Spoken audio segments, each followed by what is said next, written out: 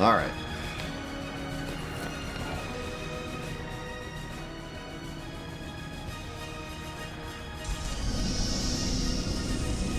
And it's a giant behemoth. Oh, or a face.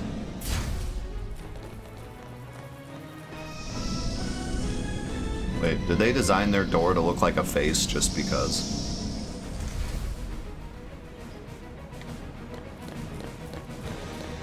Just because they could.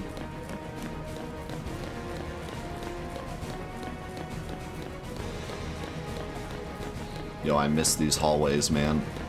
Thank God they're back. Okay.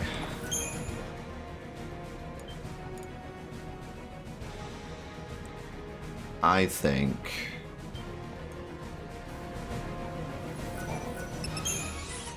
I'm going to get a new weapon for Fang. I think we're gonna go with this.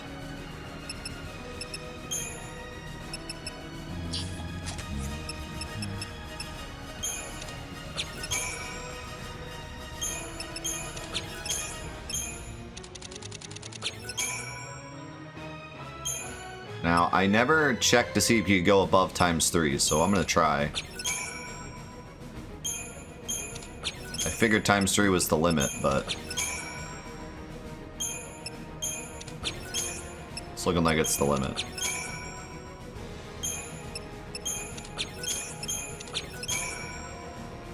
Yeah, it is. Alright.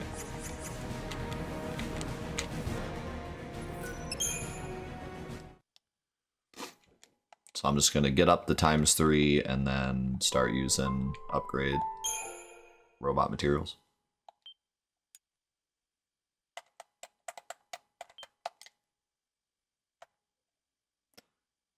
The creatures once held in stasis within the Ark are now rampaging through the streets of Eden, but this merely marks the beginning of the Cocoon's collapse into chaos. Once news of the Pulse invasion spreads to a populace already in the grip of panic, the people will be whipped into a frenzy of terror, and the ensuing, interesting use of word, of violence will tear.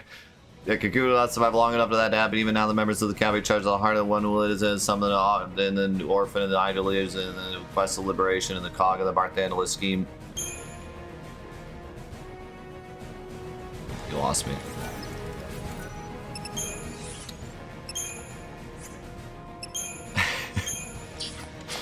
Read faster.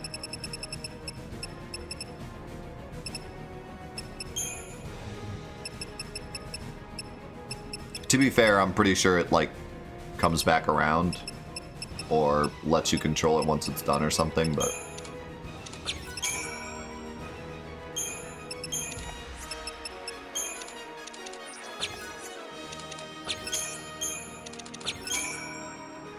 Okay, now let's hit it with a big boy. Gold dust.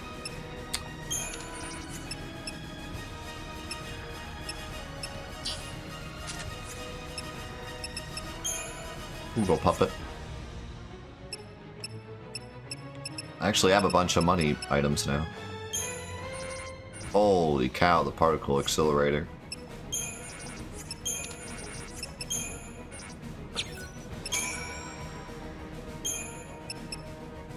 Alright, I gotta get back up to ×3. Then hit it with the perfect conductor. And then get it back up to 3.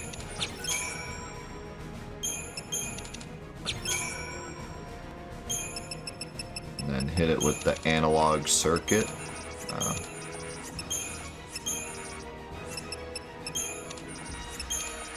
The bomb cores. Alright, got it all the way up to 16.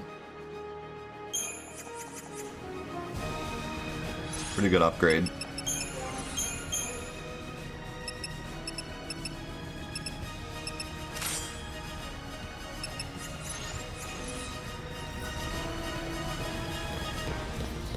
Let's go in Viertis.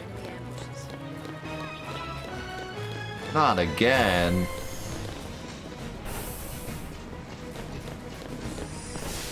Which way should I go? Hallway number 1 or hallway number 2?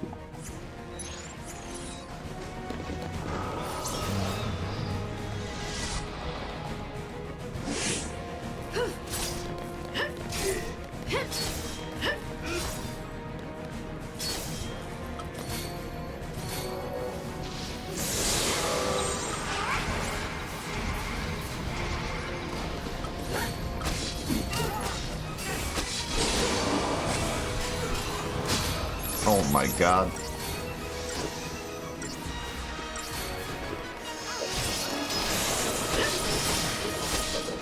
What happened to that vampire's health bar? Holy moly.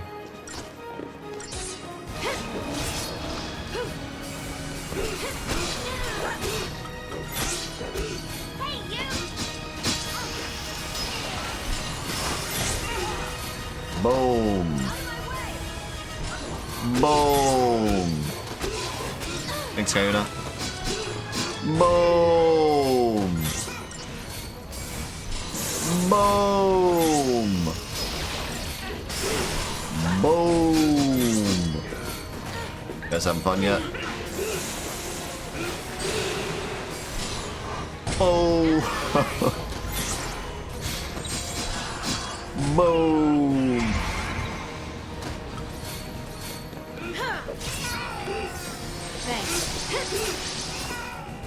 That was just too much fun. Wow, they're giving me so much good stuff. This is definitely the time to grind for money if you need it.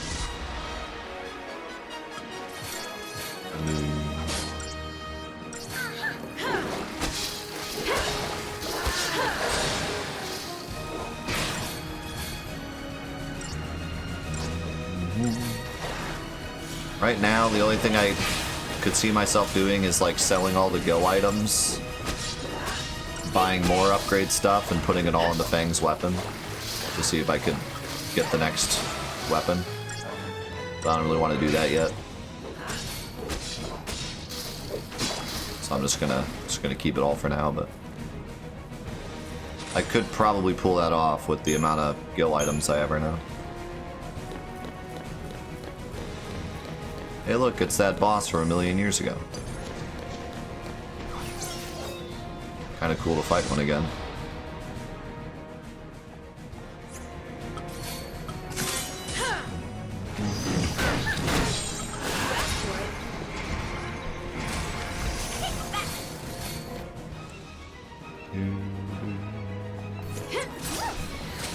Yeah, it's the same gimmick too.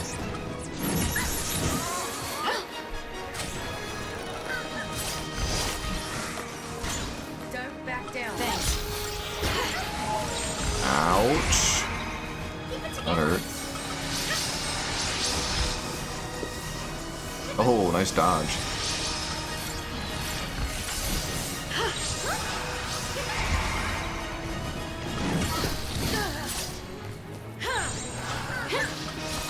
Yeah, I have heard some horror stories about 12's Platinum. I'm still looking forward to it, especially with ×4, but I've heard some things. I'm really excited for it though because I just played through the game for the Let's Play, so I have no reservations about just skipping all the cutscenes and playing the entire game through ×4. So it's gonna be really fun to do that. Normally I would play through the game normally first, but because we just did the Let's Play, I'm just gonna go wild and ×4 through the whole game.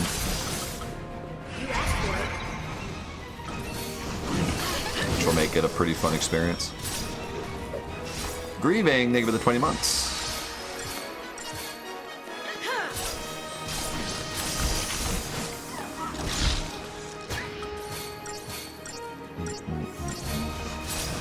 Yeah, man, 12 is just such a massive game. But it's fun all the way through. Oh, God.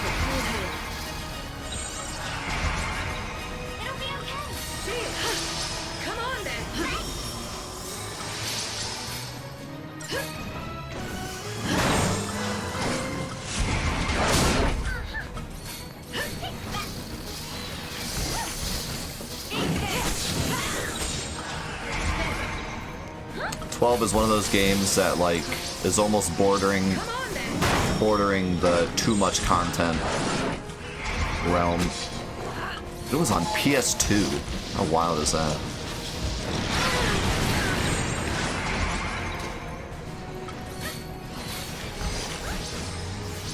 We had this discussion a while ago about whether or not a game can have too much content.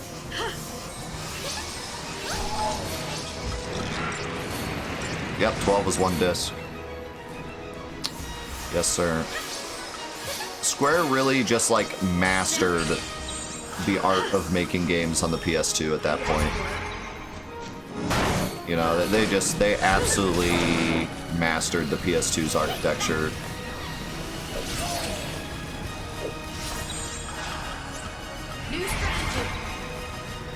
Because the game isn't like low on cutscenes either. Like, the worlds are huge, the cutscenes are detailed, and there's plenty of them. And there's all that content. It doesn't feel like they like had to take something out to make the world as big as it was. Like, it's all there. It's really impressive.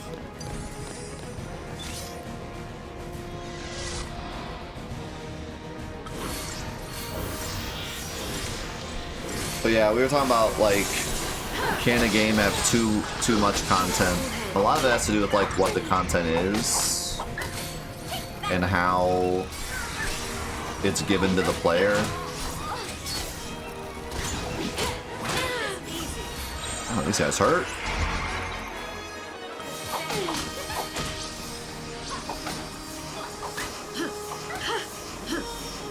The game that I like to point to in terms of like maybe too much content is Elden Ring.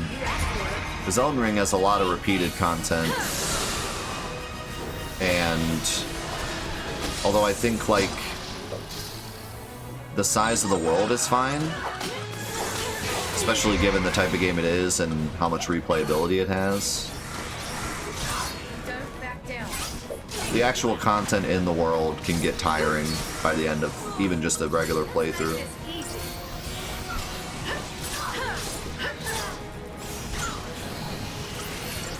It perhaps would have been better for them to focus on some of the content they had instead of just adding more.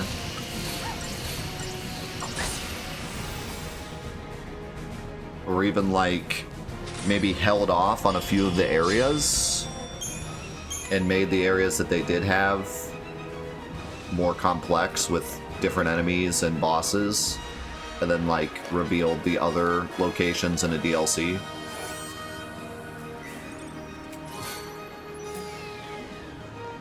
But you know, it's not, either way, it's still all worked out and it's still a great game and stuff, but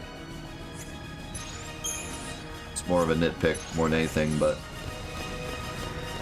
I have heard a lot of people, even like people that defend Elden Ring to the teeth, say that you just get kind of burnt out by the end because there's so much and everything takes so long. Like, from a business standpoint, I don't know if you want someone playing your game for 120 hours, because then they're probably never going to return to it. Like, it might, from a business standpoint, it might be better for them to only play it for 80 and then buy a DLC, you know?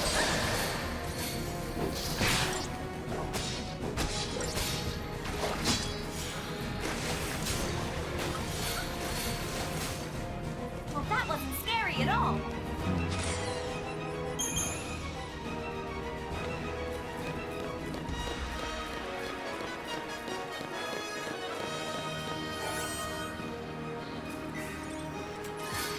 I do like that Elden Ring didn't feel like too open. Like, I didn't feel overwhelmed playing Elden Ring, which is weird because of how open it is, but something about it, I didn't get the same feeling I get from some other open world games where I feel just overwhelmed because there's too much to do. Even though the world was so big, there was always kind of a place I wanted to go, and I just kind of focused on that.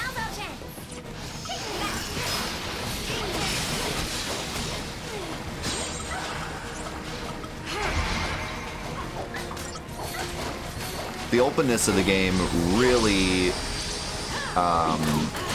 hit its stride when I went and did the challenge run. But most people aren't going to do that. Most people are going to play the game once and be done, or maybe twice. But when you get into like challenge running or doing specific builds and stuff, that's where the openness of the world really is awesome, because there's just so many different options you can pick to make the exact thing you want to make.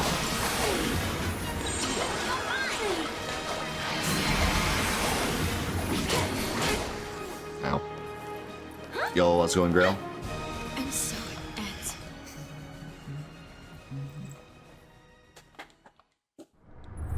But yeah, I think Elden Ring was really like on the edge of being too much. I think if they were to make an Elden Ring 2 and it was like, now the world is double the size of Elden Ring, I don't know if anyone would ever finish it or like even say that it was a positive experience. There'd just be way too much, you know. I mean, if you can make a world that's double the size of Elden Ring's world, but everything is unique and every area has a unique boss and story and, you know, it's thrilling all the way through, then yeah, maybe. But even Elden Ring had an insane amount of repeated content. So imagine what Elden Ring 2 would be like if it was that big, you know. So I think if they do make, I mean, they said they're making a DLC, and I think the DLC could be really good because it could be way more focused. But I think if they were to do an Elden Ring 2, they should focus more on it being focused on specific areas and not just the size of the world. So I think they made the world just big enough. Any bigger, it might have been a problem. For some reason, for some people, even that size was a problem.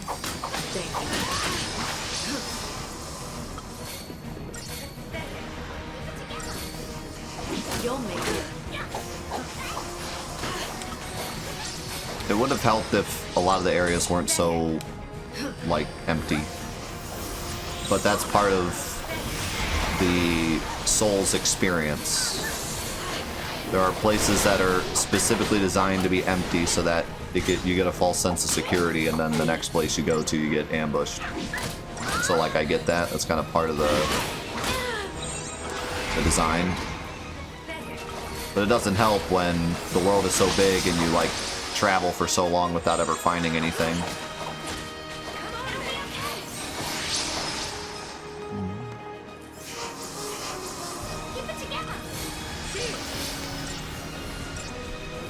Yeah, see, that's why I did a challenge run, and I gotta say it was really fun. It was really fun forcing myself to play the game in a way that I wouldn't normally play it.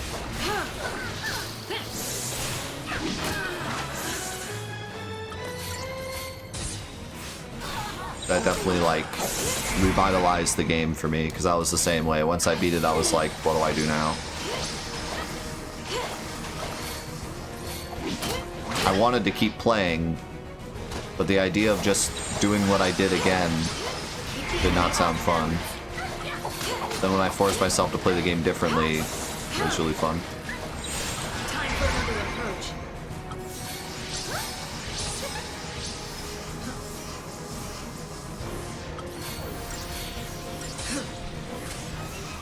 For Elden Ring, I don't even think you have to play multiple times for it to be worth the price of admission just because of how big it is. If you beat the final boss and then even attempt the secret area, I think you've already gotten your money's worth.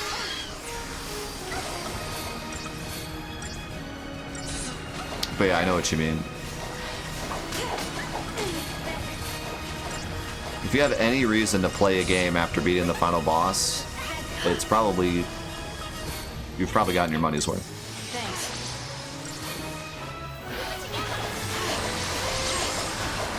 Depending on the type of game it is. Off balance. Okay, she really needs to go. There we go.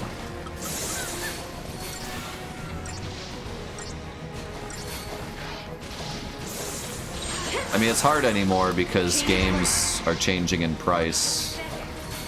You have games that are $70, you have games that are $60, you have games that are $40. And I'm not even talking like indie games. I'm talking like AAA games that are $40. Or maybe not AAA, but you know, smaller studios or like collections or remasters or whatever. Sometimes they'll get as low as $40. And then you have service games that are $70. You have service games that are free. You have service games that are $30. You have online games that are a service fee. It's hard to even pinpoint what's should be the norm anymore.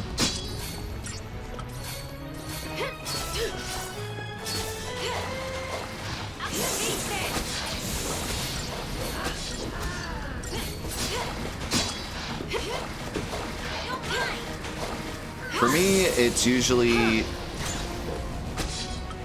I can kind of feel if I got my money's worth out of a game.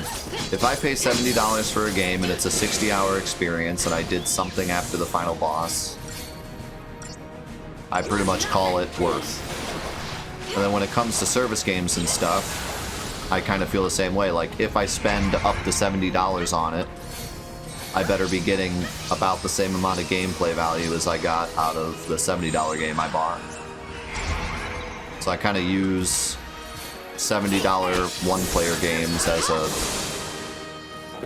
a standard for all the other games.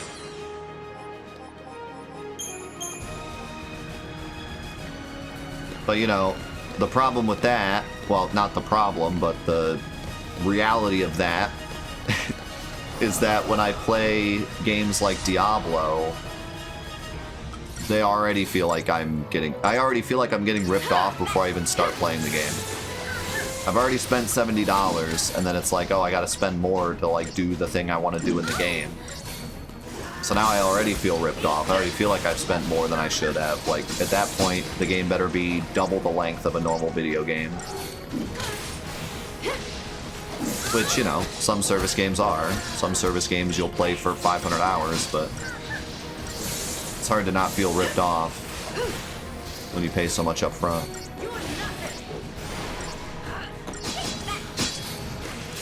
Diablo 4 was honestly a tragedy for me. I bought it day one because my cousin wanted to play it with me, so I spent full price on it. And then I beat it in like 20 hours. Keep it together. And then they ruined it. And so now it's like I'd either have to spend more money to get I'm like at sunk cost fallacy at this point. Like, I have to spend more to get to the point where the original $70 was worth it. So I'm just like, no, I'm not even gonna bother. I'm just gonna take my loss and move on. Yo, how's it going, solid? Yeah, we had a huge hype train this morning.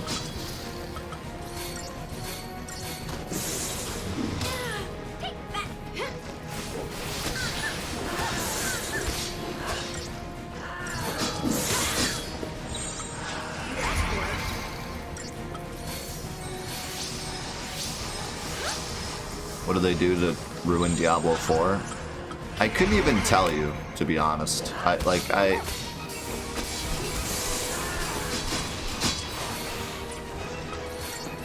Honestly, Diablo 4 is a service game pretending to be a single player experience. Like, it's... You buy the game expecting to have like a single player experience and then a service experience afterwards. But instead the entire game is a service experience where you could just turn it on. It's like, by the way, everything you've done up to this point means nothing now. But you spent $70 for it. Which is just not... It just doesn't vibe with me. Like, if I'm spending $70 for a product, I want to get a $70 product, and then if you want to try to tack on things later, fine. But you can wake up the next day after buying your $70 product and it's a completely different product. you expect that out of like a free game. You expect that out of like League of Legends or something. Like you log on to League of Legends and it's like, oh, everything's different now. But it's a free game and it's always updating, and like I expected this out of this. But with Diablo, it's like when you buy the game, it's like, okay, I expect this experience. You just wake up the next day and it's like, oh yeah, by the way, your class sucks now and everything's reset and everything's different. And you need to buy the battle pass if you want to do anything now. Like, it's just, I don't know.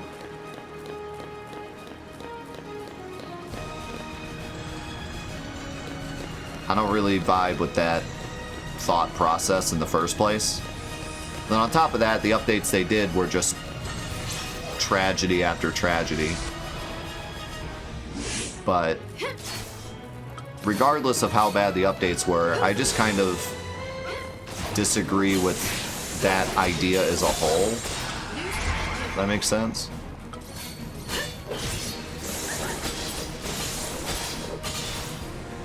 And to be fair, there is like an offline mode where you can have like an offline character and just play the game that's on the disc, which I very much am thankful for. Like, thank you very much for doing that.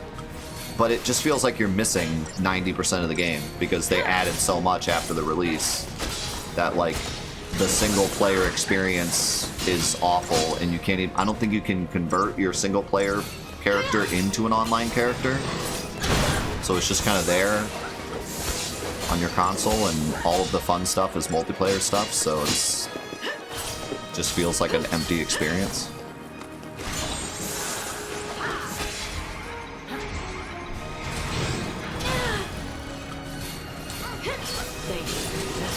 Diablo 4's update thing, it kind of reminds me of Riot, like why people were mad at Riot for a long time, because it seemed like the entire community wanted the game to stay the same, and Riot would just continually change it because they felt like they needed to keep it like relevant. Like, people aren't going to play our game if it's the same game for a year. Like, it has to change constantly, which I get from a game development standpoint. You don't want it to get stale, but when your entire community is like, no, I like the game the way it is right now, keep it this way, and you're like, yeah, but change. You know, like, that's kind of how it feels with Diablo 4. It's like, yeah, but change. Like, we want to change things, so that's what we're gonna do.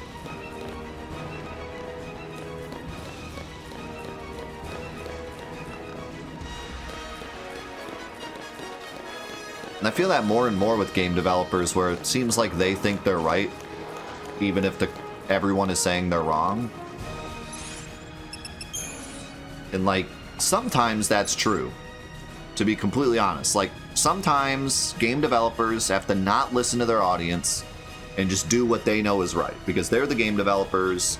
They understand game development. Like, I've seen before where, like, the entire fan base is like, do this, and the game developers just like, trust us, this is the right move, and then later it ends up paying off. But lately it feels like that never happens. Lately it feels like the entire community says one thing, the game developer just does what they want to anyways, and then the customers don't buy it, and then the developer's like, why aren't you guys buying it? You know what I mean? And it's like, well, because you didn't do the thing we wanted. Like, you're selling it to us at the end of the day.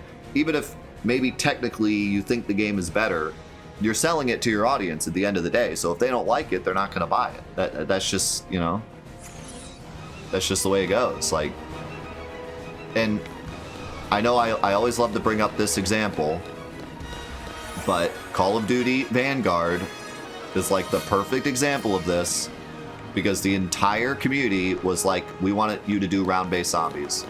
And they were like, no, trust us. It's going to be great. Just trust us.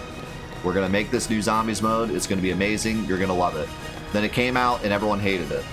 And they were like, now will you listen to us? And they were like, no, we're going to stick to our, we said we're going to do what we're going to do. We're sticking with it. Trust us. And it went on and on and on.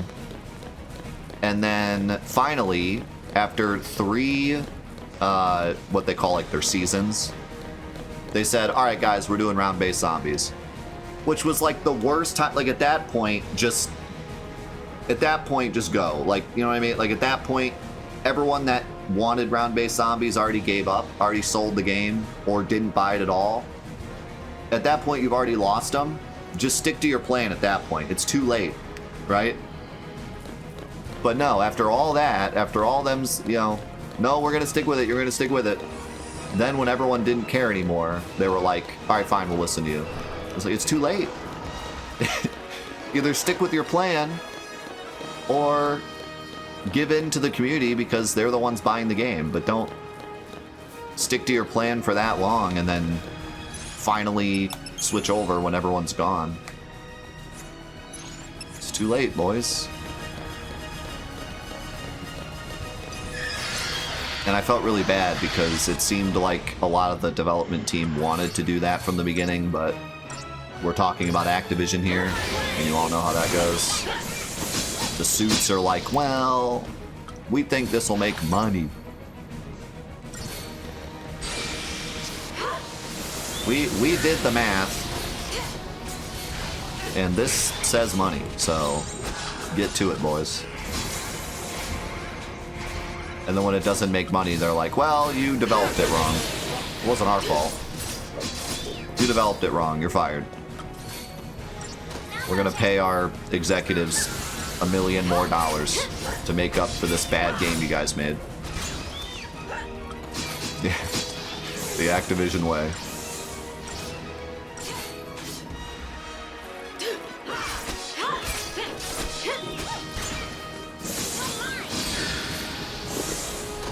Oh man, the new, you'll be hearing about it when it comes out from me.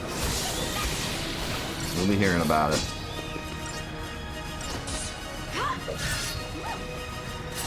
It sounds really bad, but of course, as always, I'm gonna give it a chance. But it sounds really bad. It sounds like it could be fun, but it sounds like it's so far away from what Zombies is that it's not really gonna appease Zombies fans. But it might be a good mode, like it might be fun. It's definitely not gonna make people very happy though. But what do they care? At this point, that community's so gone. That community's so gone that why they don't even, there's no reason for them to appease them. Like, it would almost be silly at this point to make a Call of Duty game with a Zombies mode that was perfectly designed for Zombies fans, because they're all gone. They don't care anymore. They're not buying the new games. They're just playing the old games still.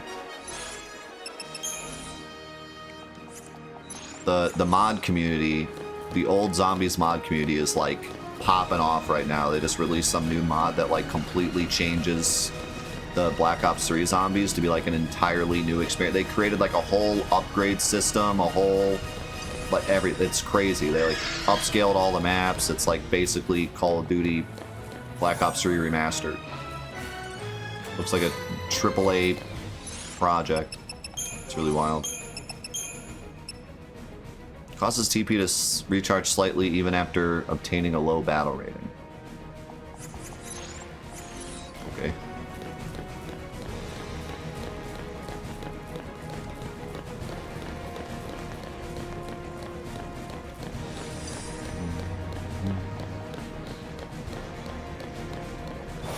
Do we got to think we're giving sub to Axel? And thank you, Grail. Although, to be fair, they're not stringing along the Zombies fans anymore. But the reason they're not doing that is because they know it won't work anymore. They did it back when it worked. They said, oh, you have to pre-order the most expensive version of the game to get this Zombies map, and it will never be available again. Forcing everyone, all the Zombies fans, to buy the expensive Call of Duty. But that was back when it was good, so it actually worked. Now it's bad, so if they did that, no one would buy it. So they don't do it anymore. It's not out of the goodness of their heart that they're not doing that anymore. They just know it's not going to work anymore.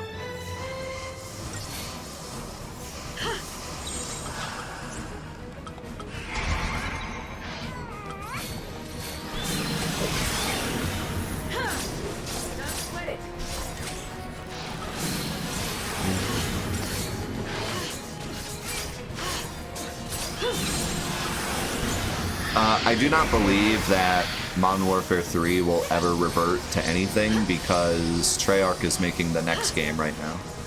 So if they do revert, it'll be in the next Treyarch game. New strategy. And they still teased some kind of zombie standalone thing, but we haven't heard about it since. But yeah, Modern Warfare 3, whatever it is, it's gonna stay that.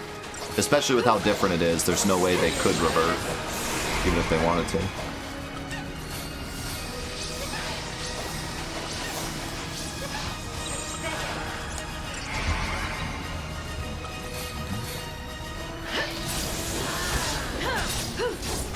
Does anyone use in-game chat anymore? In any video game? I'm curious. I mean, like, if your console isn't by your computer, or, like, something like that, like, depending on your setup, I could see it. But, like, PC players don't use in-game chat, do they? Is there a single PC gamer in my chat right now that uses in-game chat? In a single game? I'd be genuinely interested to know why. I seriously doubt it.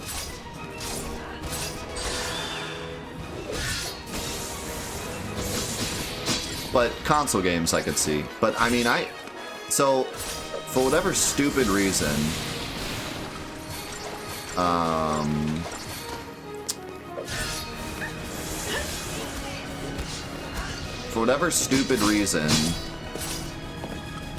the PS5 controller defaults to having the microphone on and has it in your controller.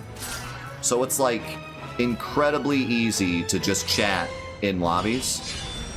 You just literally talk and you're chatting in the lobby. I still barely ever hear people in public chats on PS5 games that have public chat. I will only hear the very rare 2 people talking to each other on game chat. And then 9 times out of 10, if there's any game chat, it's someone that doesn't know their microphone is on, and they're just sitting there like, oh,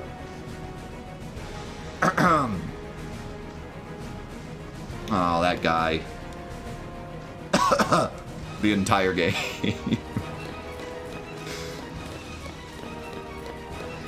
Like, no one uses... Yeah, then you hear some like, dinner's ready.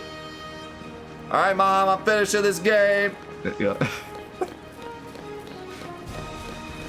But yeah, like, no one, even though it's so easy to use, no one uses it.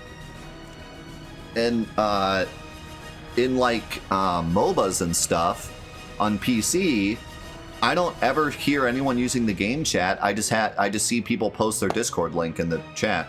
As soon as the game starts, Discord link in the chat. Join if you want to talk. No one uses the in-game chat.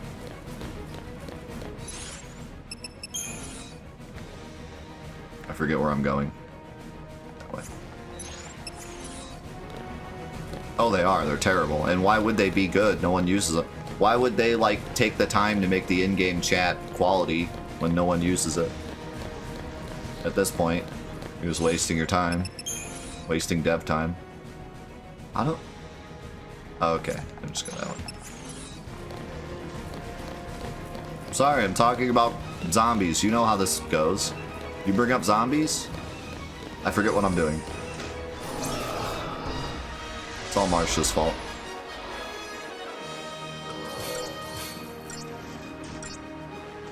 You know how this works.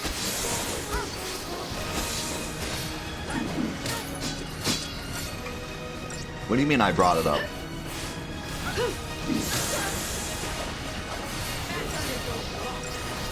Definitely not. I wholeheartedly disagree. I think you planted it in my head, though.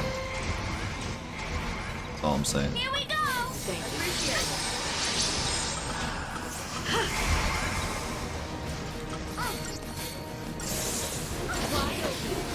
Kaboom! Hey, get in here. We're blaming Marsh for stuff. Get in here. New strategy.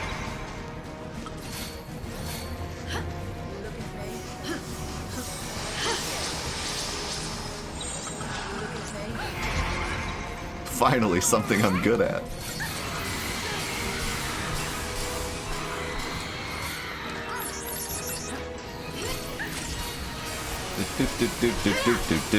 Ba-da-ba.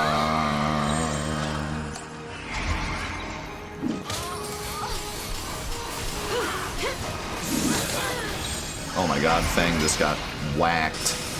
Did you see that?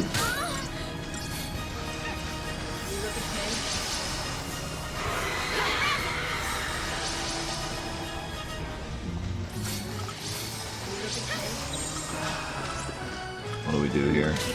We just do this and just try to kill him outright. Almost dead. Okay.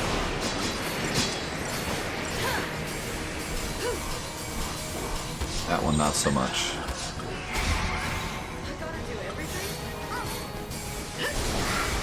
No.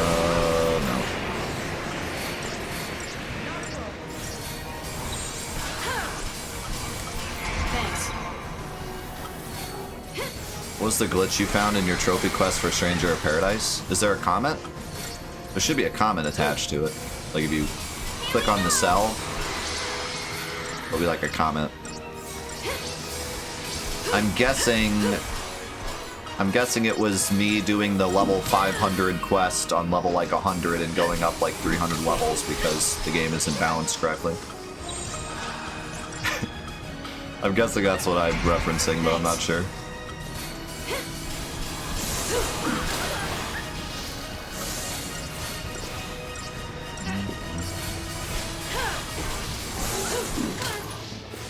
Alright, I'll look into it. I'm guessing that's what it was, though. Yeah, so there's, the way that... we're gonna talk about Strangers of Paradise now? So Stranger of Paradise, the way it works is you don't have experience or levels. Instead, your equipment is what level you are. So if you were level 1 and you picked up a level 100 equipment, you would then be level 100. But the way they get around that is the game scales like crazy, so you can't really do a level 100 quest. You don't even have access to level 100 quests anyways, but even if you did, there's no way you'd be able to finish a level 100 quest, right? And you have to finish the quest to take the stuff out of the quest. You can't just walk in, take one item, and be good to go, right? But once you beat the game, you unlock all these different crazy difficulties in like scaling difficulties and stuff. And you get an item that you can use when you start a quest to raise its level. And there's a specific quest that has a bunch of chests strewn about that let you get equipment from them. And the goal of the quest isn't to kill something. The goal of the quest is to find a specific chest. So what you can do is you can farm these items that increase the level of the quest, put them all into that quest to make it like a level 500 quest, and then just run through the quest without fighting anything and find the right chest. And any of the other chests that you opened with items in them, you will get those items. So over the course of doing that like 4 or 5 times, you can get a full set of like level 500 equipment and essentially skip like 400 levels. Thanks.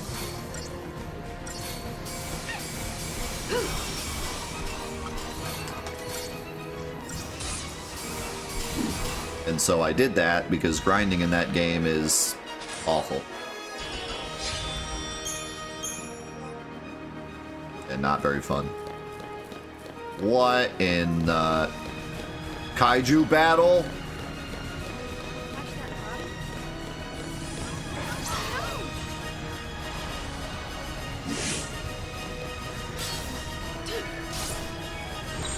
This is where aggression is nice, because I can hopefully just hit them both.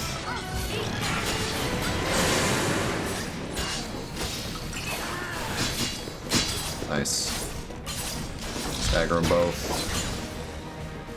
Come on. Stagger them. Thank you. Now please kill the tyrant. I do not want to fight this thing.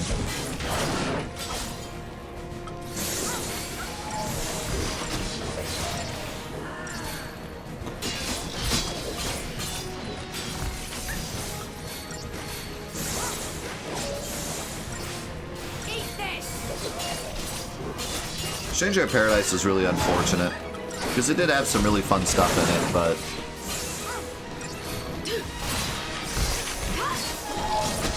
I feel the same way about that game as I do like 16 in some ways, where they kind of forgot what was fun about Final Fantasy. 16 is fun in its own right, but they kind of forgot like what's fun about Final Fantasy, like but it's worse than Stranger in Paradise. So like in 16, combat wise, they kind of forgot what's fun about Final Fantasy. They just made it an action game. But the story and stuff makes up for it, because the story is a really great Final Fantasy story that like fits, you know. With Stranger in Paradise, they forgot what's fun about Final Fantasy, and they also forgot what a lot of people play Final Fantasy for, which is really epic stories, character-driven stories.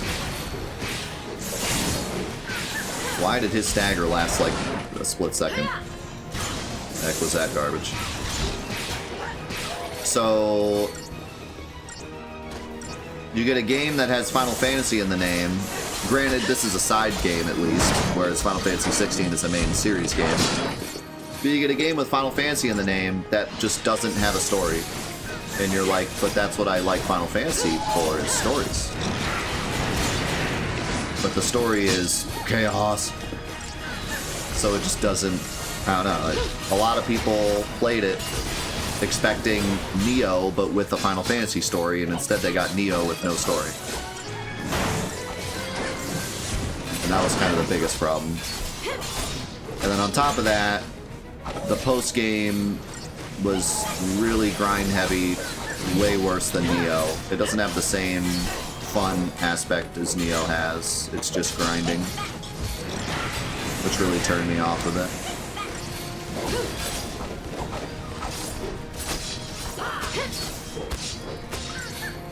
You can make an action RPG with a really simple story and really fun combat, but you can't call it Final Fantasy. That's the problem. You know what I mean? If you're putting Final Fantasy name on it, you expect some type of JRPG story, you know? Just, you expect something. Something better than chaos.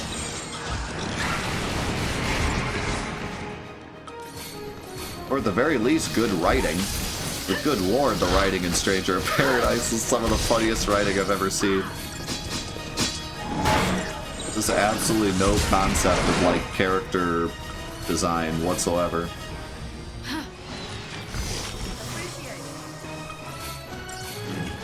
They gave Jack a t-shirt and they're like, that'll do it. Everyone's gonna love this character. People love t-shirts. I've seen the kids nowadays, okay? They wear t-shirts. I got the perfect idea for our character.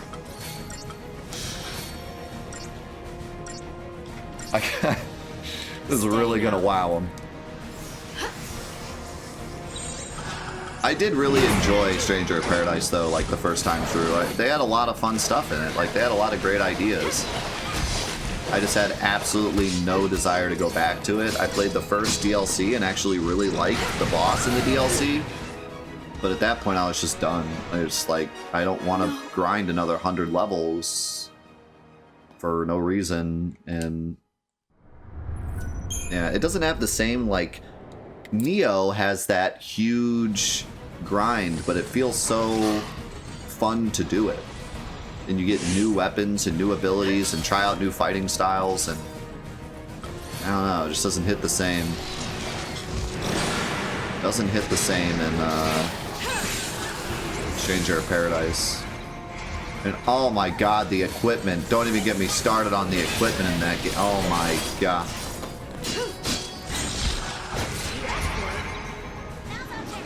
The equipment in Stranger in Paradise is so laughably hilarious. You get stuff like plus 0.5% poison resistance. Let's frickin' go. How is anyone supposed to get excited about that?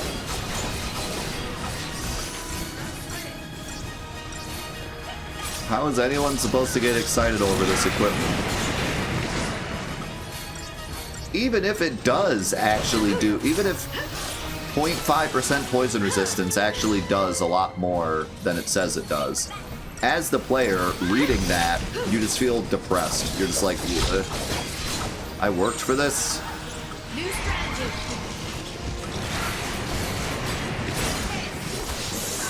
You gotta make the player feel like they're doing something, like they gotta be excited to get stuff. And 16 had the same problem.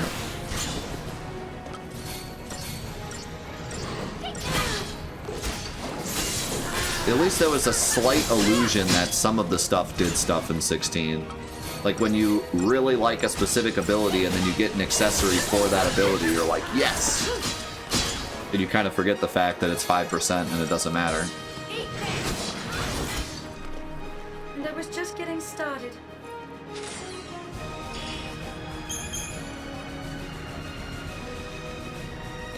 Yeah, no, the blacksmith was so hilarious though. Plus 2 HP to my 5,000 HP. Let's go.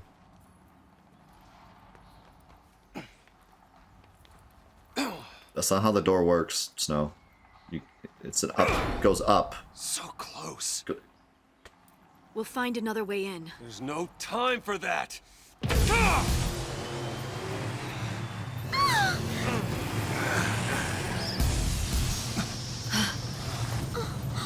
Oh my god, we gotta fight the face door now? Because he punched it? Here we go. Can't catch a beat? Hero? Pretty lame. Oh.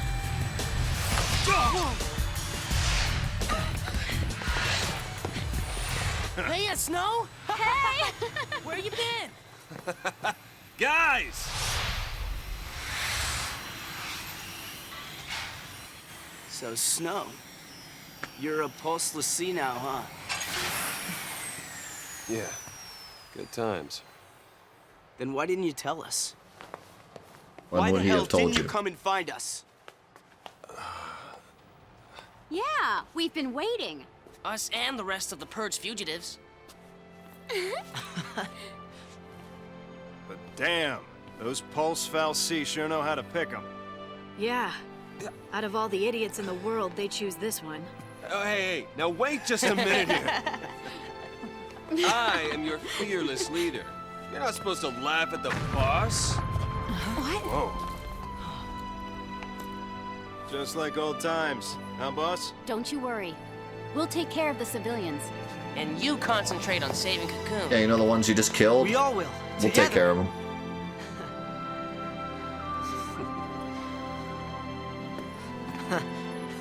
Now, what's our motto? Fal'Cie are no match for Nora!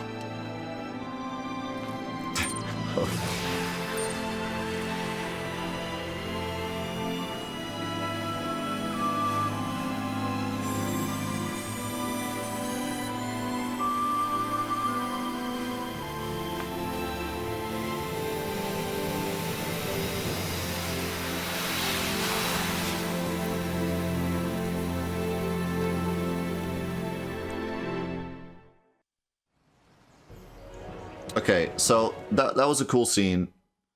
My frustration with this scene is that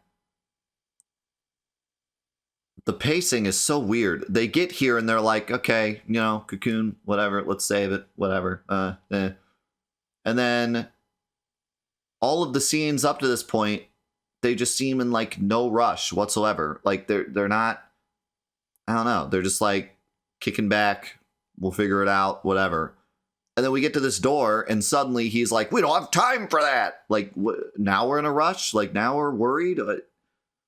And then the door opens up, and they come out, and now we're cracking jokes. I thought we were in a hurry. Like, what? Can we figure this out, please? Are we, like, worried? Or not? You know? The sense of urgency is only there when it needs to be there. And then the rest of the time, we're just cracking jokes and being goofballs.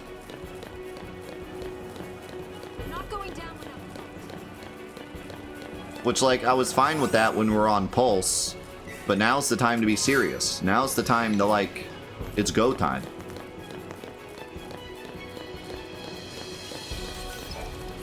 Or at least I thought it was. I'm not so sure anymore.